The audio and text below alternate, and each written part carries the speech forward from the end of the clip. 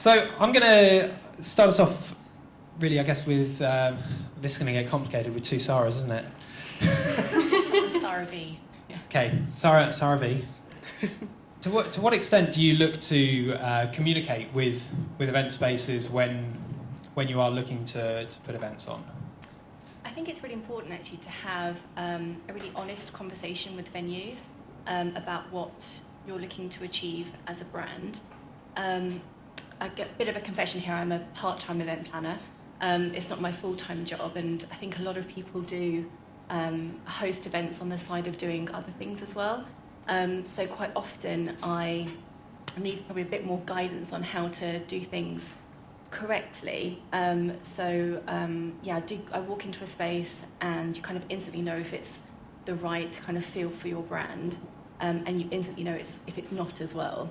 But having that kind of honest conversation about what you can do with the space, I think really helps, particularly when often you walk in and it's a blank canvas. Because I don't do it all the time, I don't have lots of different suppliers I can call, kind of on speed dial. So it's really important for a venue to have that honest conversation about what can be achieved in the space. I suppose, Amy, you've worked in a number of sort of very unique venues across London. Yeah. What's sort of your approach for working with event organisers, and how can you sort of look to just start that conversation from the moment they're getting in touch with you?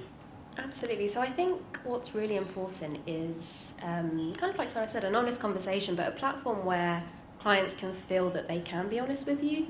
I think there's, a big boundary that's been created over the years with, kind of clients and bookers and venues where there isn't trust. And I think that's really important, that the clients feel that they can trust you and actually you're invested in what they're trying to do. So I think, right from the offset, trying to have that conversation on the phone, even if you can move away from the email and just have that discussion, really makes a big difference, because instantly there's a voice that people can kind of, put against this imaginary person that they're dealing with. And that makes such a big difference, I think, initially. Getting people to then come into the venue, which can also be quite challenging. But then I think, I prefer to sort of almost call them consultations rather than show arounds. It's about discussing really key objectives and strategies and going beyond just, I suppose, like you were saying earlier, I have an event, it's for 150 people, we want to do this, this and this, and we'd like to try and do this.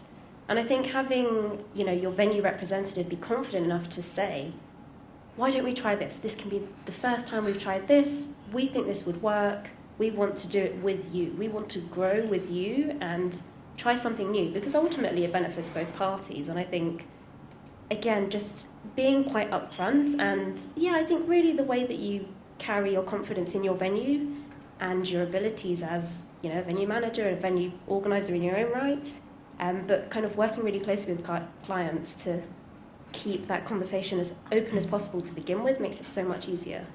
Yeah.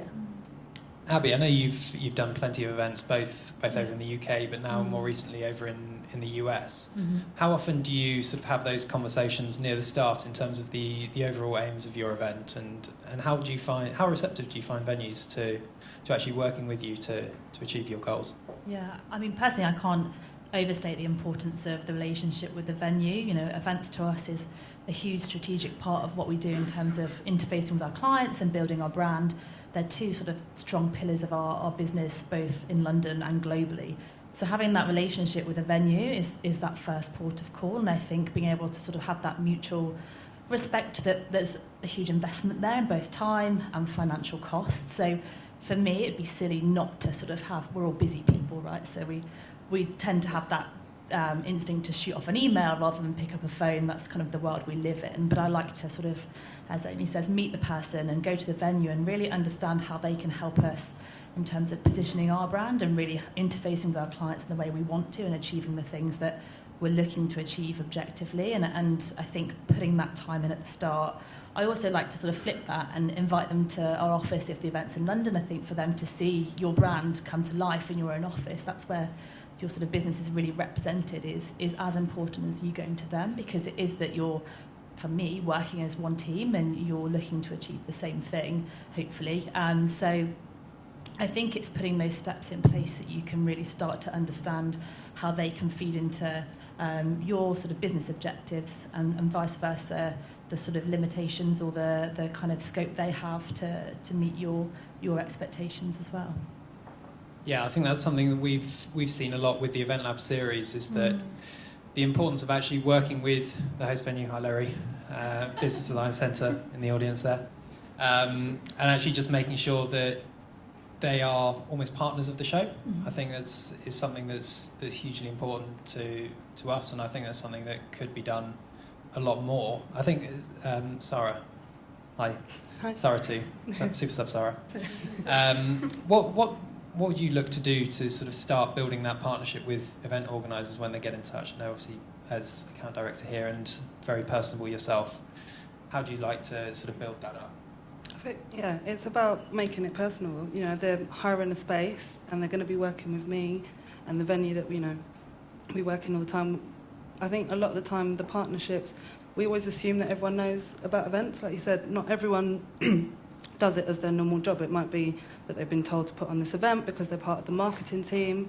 We always assume that everyone's done it before and is really knowledgeable. So I think for us as a venue, it's understanding, have you done it before? Is it your first time? If it is your first time, what can we do? Obviously, we've got the AV, we've got lots of suppliers in place already, and we're just here to support you to make the most of that partnership, really, and make the most of what the assets that we have here. And I think that's one of the most important things as well. Once you've actually got people here, I think with a lot of relationships, you can sort of start off on email. It's never going to get you very far. But once you actually step into a space, you can really sort of see how your brand is going to fit into it. And I think that's something that we particularly see here with my apparently allegedly false fact that it is Olympic flooring from the 2012 Olympics, but they were put in for the Olympics. And it's all these interesting facts that you do get once you go around and see the spaces and can actually work out how it's going to fit in. I suppose, Sarah V, how do you sort of look from a branding side, I guess, actually picking the right space from every aspect in terms of how the venue's laid out and all the operation aspects, all the way up to the overarching brand of the venue. How do you look to sort of tie all that together? It's quite a tricky process actually, because the brand that I work on is called Campaign, and we're very well established in the media and advertising industry. And in 2018 we had a brand reset, so the design values changed from what it had been for the last 4 years. And our creative director wrote a brand statement, which is really helpful for a content perspective or a design perspective. And he says things like, the campaign is bold and playful and confident and unnerving, and how does that help me when I'm running an event? So when I go into a venue, I'm always thinking about how that translates for our brand. So I'm trying to look for a venue that is creative. I'm trying to find a venue that is trendy. I'm trying to find a venue that aligns with our 52-year heritage. We're a heritage brand, but also somewhere that's inclusive, and it's quite tricky. I think the other thing about brand alignment is kind of what I was saying earlier. So you instinctively know if something is right or wrong. So when I took over running one particular event for Campaign called the Campaign A-List a few years ago, it was another team that was running it, and they'd booked kind of quite a seedy nightclub with sticky floors and poles everywhere. And I was just like, oh my goodness, what are we doing here? So when I took it over, I went so far away from that particular type of venue to kind of a private members club that's kind of very well known in the media industry. It's kind of a gallery style, so very nice, clean white walls. It was really nice, and it was very highbrow. But when working with venues, it is really important for them to understand what I'm looking to achieve and the tone of voice of that particular event, because one year it might be quite highbrow, but in another year I might want to go down the playful side of the Campaign brand and have something that's just a bit more fun. So some sort of bar might be more appropriate than a gallery, and that's always evolving. So yeah, hopefully that kind of answers your question about trying to find the right venue and in line with our brand. I think one thing that you touched upon there is more the storytelling aspect on both sides. I'm going to open this up to anyone who wants to jump in first. But how important do you find the storytelling side of events is to you, both from the venue side and telling the story of the space and how it's come about, and more of the storytelling side of the events themselves? I think it's really important, and it's something that we're seeing with our clients more and more at the moment. I think obviously being the Postal Museum, we're all about communication and connection, the first social media channel.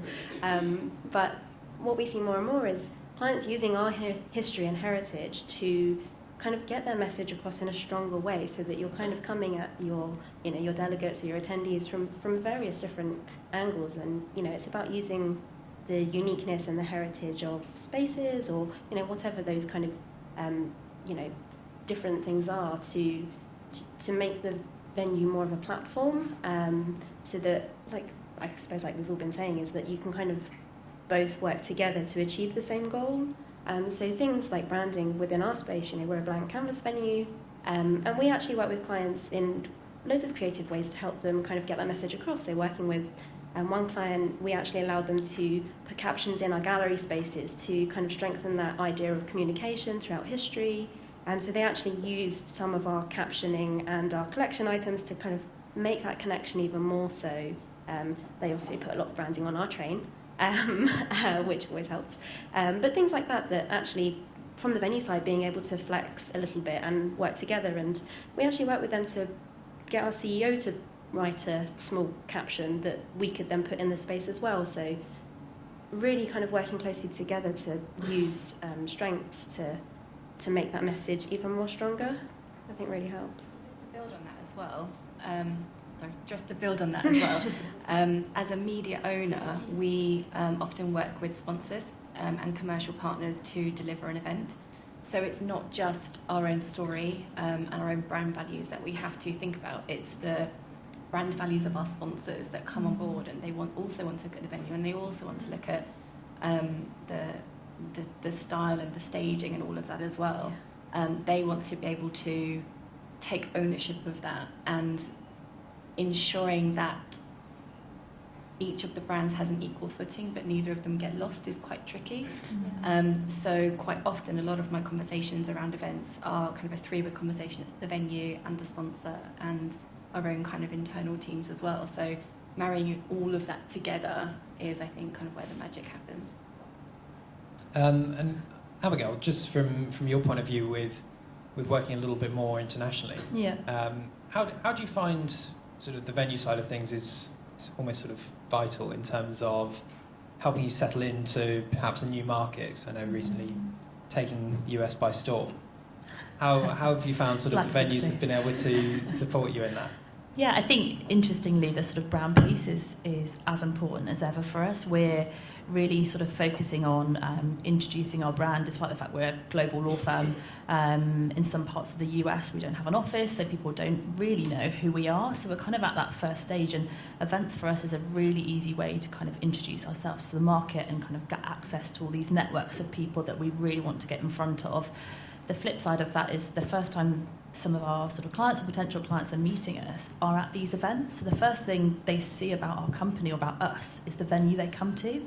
So that is so crucial. And I think people often kind of put that to the side or think, right, it's about getting everyone in a room, or it's about having a great invite, or picking the right date. But I think the venue is the most important thing, because that is what people are going to associate your brand with. So to Sarah's point, making sure that, I mean, as a law firm, we're not known for being trendy, I'll put it out there. So that's no secret, but we do try to be led by the market that we're in. So at the moment we're doing lots in San Francisco and Seattle, and obviously those parts of the world are dominated by the Facebooks and the Twitters, and so we have to make sure that it's an event that, one, suits our brand, but also has that good combination of really going to appeal to the market that's there. And striking that balance is difficult at times, but I think having that kind of knowledge and the experience, but also doing the research and making sure that you're talking to the venues, and the time difference is a challenge, but getting on the phone and understanding what have you done before, what works, what doesn't work, and then also kind of working with local clients or contacts to sort of share their ideas. So I think networks is important, whether you're a venue or you're an event organizer. Word of mouth and that good experience and that brand really translates, across wherever you're working. Yeah, I think obviously, Sarah, you're quite lucky here with this wonderful view that we've just got over our shoulders. How do you sort of look to help event organisers that are just coming over and maybe need a bit more support, and what sort of networks do you look to create just around the venue to help build that up?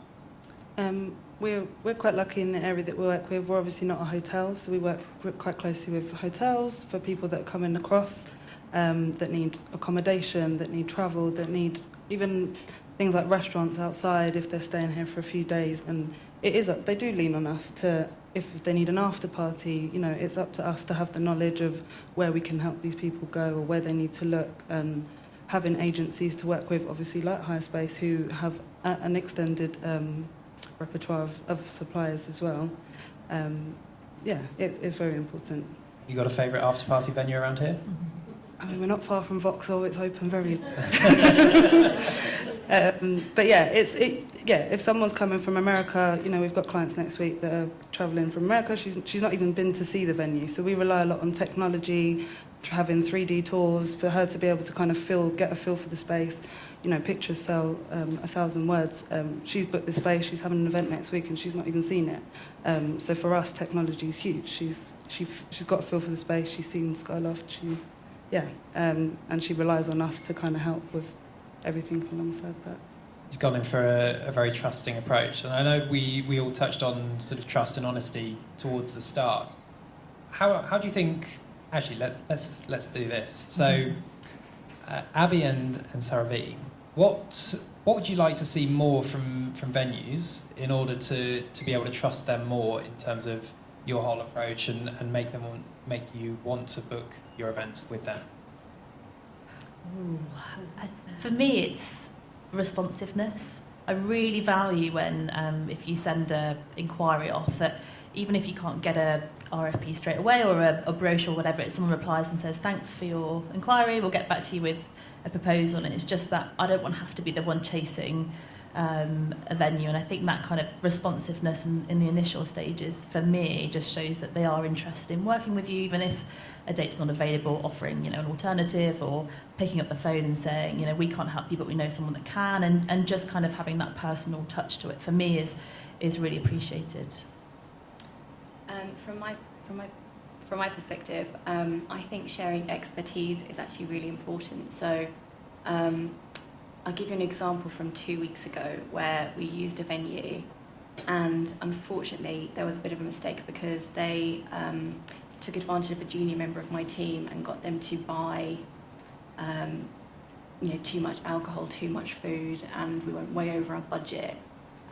So I was desperately trying to call them saying, is there anything we can do? And they were like, no, which was quite disappointing. So on the night itself, the absolutely lovely bar staff were fantastic and so helpful in saying, okay, it is what it is, let's make the most of it, let's do this, we'll split it out this way. And they were incredibly knowledgeable. So it would have been great with hindsight if actually the bar staff and the people that are on the ground every single day, if actually they can pass on that expertise and knowledge to the sales team for that particular venue and say, do you know what, when you have 250 people, this is how much alcohol you need, and this is how you can serve it, and these are the amounts of canapes that you need, and you don't need to go bonkers on beer, and etc., etc. So just passing on that knowledge and passing on that expertise and being really honest, I think was one of the first things we said is really important. And it was all fine in the end, but it was just a bit tricky at the end when it was like a couple of days out from the event itself. It's not the stress you want a few days from the event, is it? We got through it, it's fine.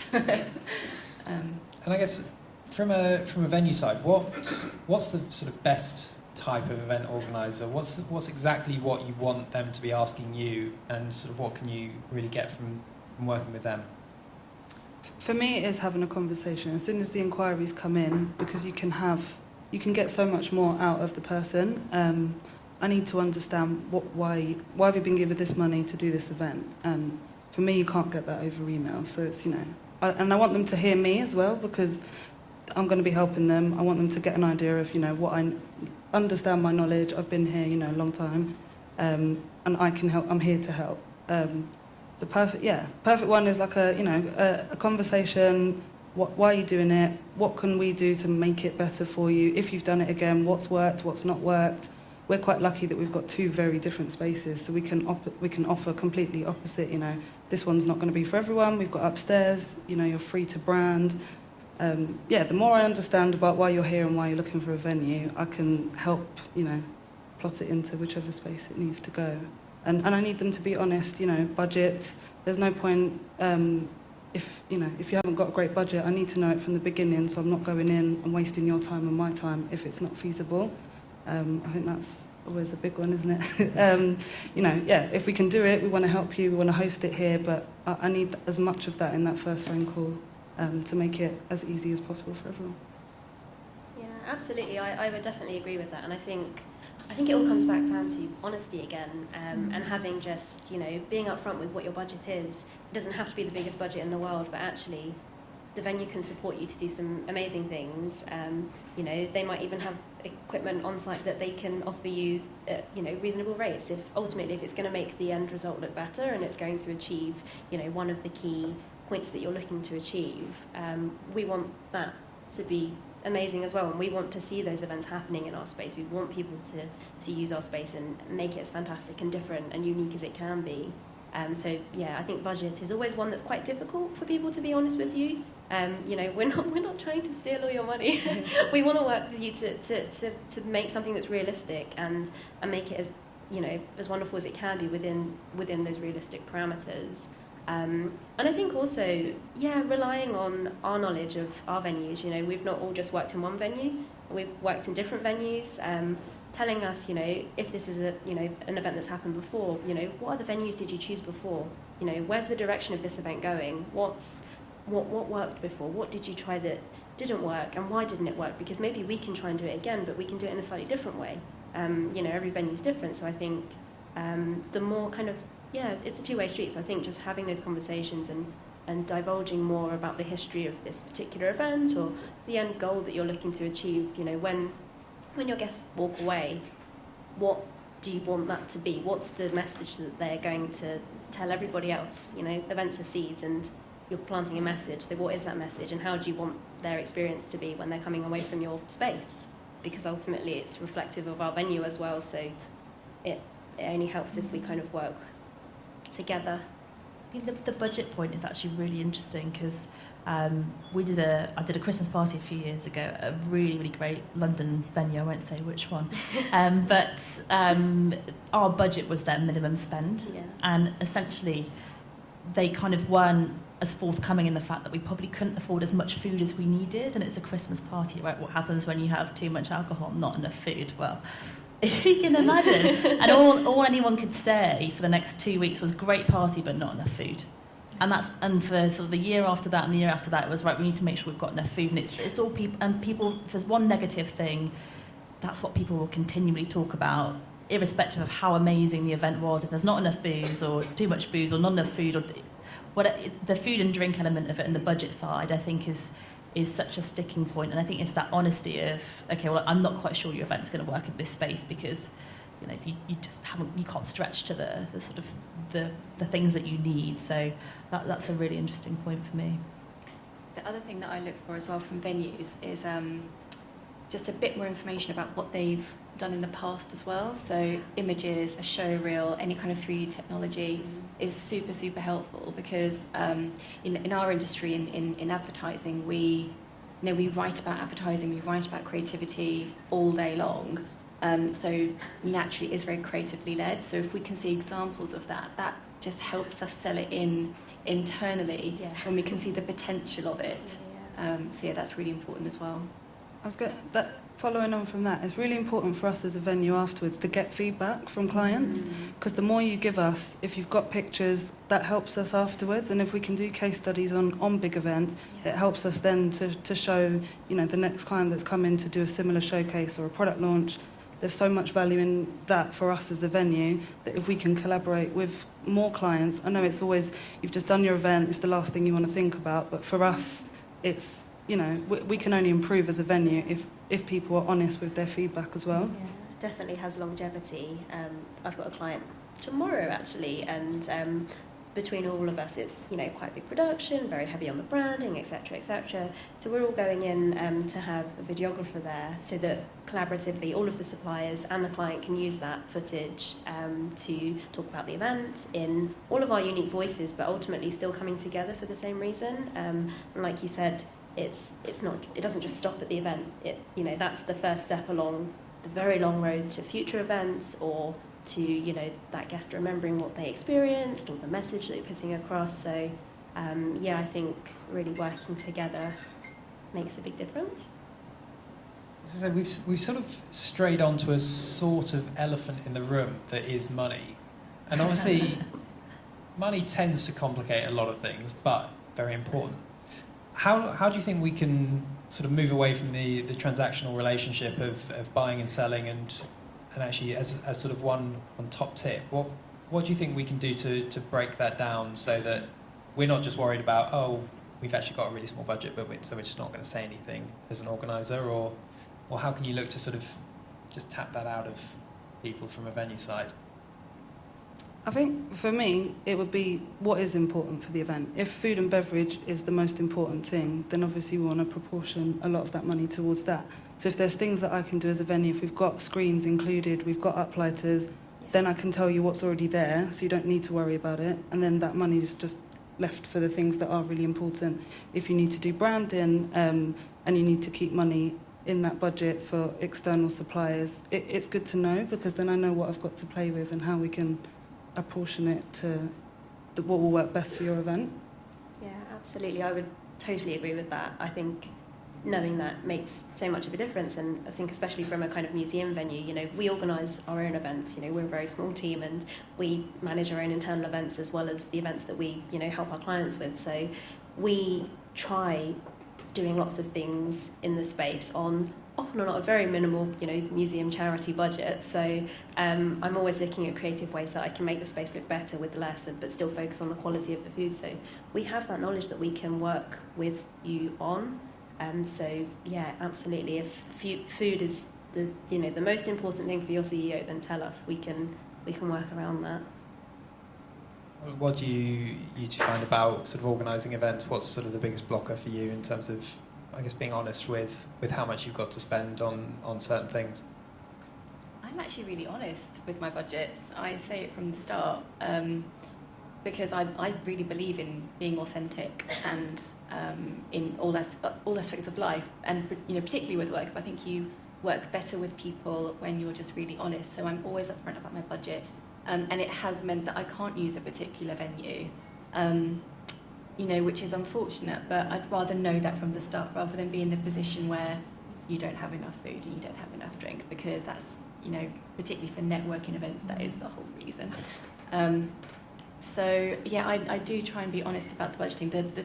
My top tip really to kind of build relationships is, you know, for a venue to ask me more about my brand and ask me more about what I'm looking to achieve and what the most important aspect is. And I don't think I get asked that enough, being really honest. I try and give as much context as I can, but to date, no one's really asked me yet about what my brand stands for and what I'm looking to achieve.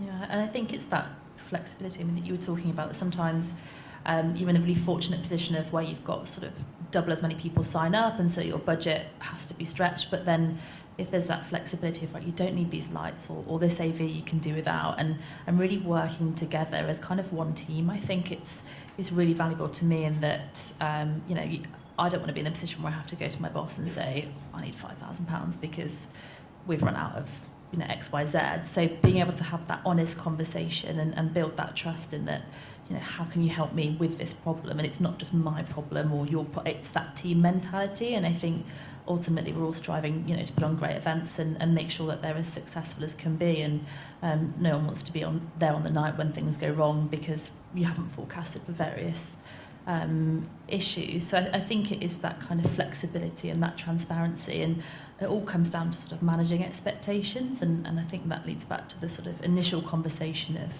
where are each other's expectations and how do they match up? So communication is really important. I'm gonna throw this out to the wonderful people that we've got in the room. I'm gonna roam. Don't worry, I've got this. So, from your side, what would you say is sort of your experience? What's your sort of top tips for collaboration when it comes to putting on events? Has anyone got a really great example that they want to share with us? Yes, we've got someone. Amazing. Charlie. It's probably not. Well, I have got good examples, but I've also got bad examples. And I guess as an event organiser, it's probably one thing with venues that I struggle with the most is the sales representative tends to be great and wants to know about my brand and wants to know about why I want to do the event. But the minute it gets handed over to the operational team, they're just about delivery. And often I sometimes feel like that communication hasn't been transferred over. And so, yeah, I guess I've got examples of venues I love going to because I know the team fully understand, but that's probably my biggest issue or concern is when I organise it. I get yes on the phone or when I meet them, and then on the day I'm struggling with people to understand the urgency or the hierarchy of the room or, all those sort of bits.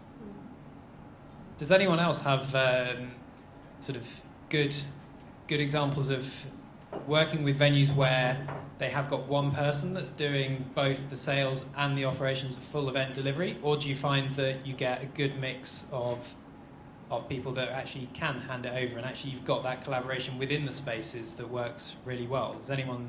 Oh, we've got someone. Hi, Rhiannon. Hi Ben, nice trousers. You can have the mic back. So our sales team sell and coordinate the events. So the person you meet on your show and the person who answers the phone to you or answers your email is the person who's with you up until the day of your event. But then we do have an operational team who deliver it on the day, who are kind of the operational experts. But quite often, if the sales team don't know something, I don't mind them saying, I don't know. So if the client says, where should my buffet station go? Really boring example. I will say on a site visit, well, it can go here and here, but I'm going to speak to the ops team and let them decide. And then in our weekly meetings with ops, I'll be like, this is what the client wants. How do you want to run the event? So then the ops team's kind of looped in earlier on, so they can say, oh my God, why have you put the bar there? That's a horrible idea. And so they're then contributing to your event as well, because at the end of the day, no one wants long queues, no one wants bottlenecks, no one wants drama. So we'll let our ops team have quite a lot of say. I think probably more than some other venues I've worked in. So rather than going, there you go, it's the event, run it, we'll let them have a lot of input into what actually happens on the night. Awesome. Yeah, I mean, that is something, and it does come down to that communication aspect, really, of actually how you can bring everything together, both from the organiser side and from the venue side, and actually making sure that we are talking, having these conversations. In terms of the very first step, and I'm going to throw this back to you guys for one very quick word here, one-word answers. Who has the responsibility to start that conversation about collaboration and making sure that the why of the event is shared? Is it on the venues or is it on the organisers to start that conversation? Venues. Yeah, I'm quite happy. Yeah. I agree, yeah. Both, I think. You're saying both? Yeah. Very diplomatic. Go on, Danny. I mean, I think it depends on who's planning the event. So if it's like a PA or somebody that might not be planning them all the time, they might not know where they actually want the brand to go, or they've not got enough information from their CEO or boss. So they're kind of relying on the venue then to actually then direct. And I genuinely think it is the venue. You do this day in, day out. And I think that the responsibility doesn't apply. Awesome, there we go, venues. Paying attention.